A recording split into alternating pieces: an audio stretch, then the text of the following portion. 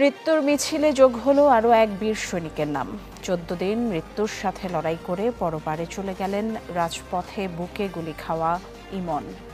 পরিবারের দাবি অর্থ সহায়তা বা মুখের সমবেদনা নয়, শহীদের মর্যাদা যেন পায় তাদের বীর সন্তান। ফয়সাল হোসেনের রিপোর্ট। ছেলে এতিম মানুষ, বাপ নাই, বাপ মারা।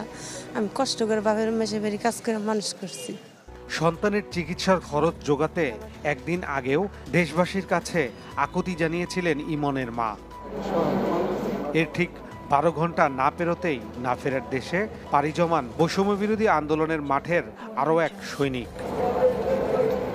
সন্তান হারিয়ে অসুস্থ হয়ে এখন ঢাকা মেডিকেলে চিকিৎসাধীন ইমনের মা, আর ভাইয়ের মরদেহ নিয়ে নিরুপায় হয়ে কাঁদছেন ছোট ভাই সুজন।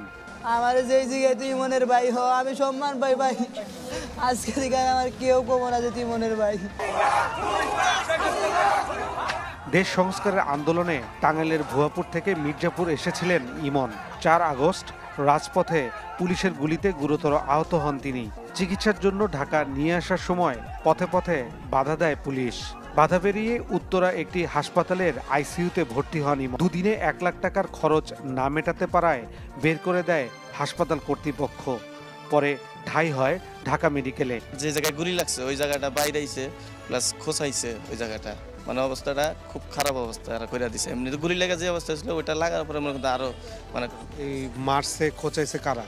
এটা পুলিশের, রাস্তাতে পুলিশ ছিল, ওনারাই আর কি এই কাজটা করছে। দেশ স্বৈরাচার মুক্ত হলেও নতুন বাংলাদেশের সূর্যটা দেখে যেতে পারেননি ইমন। 14 দিন আইসিইউতে থেকে শেষ পর্যন্ত হার মানেন মৃত্যুর কাছে। স্বজনদের আফসোস, দেশ বাঁচাতে পারলেও জীবন বাঁচাতে পারেননি ইমন। সেই একমাত্র পরিবারের উপার্জনকারী ছিলেন আর কি।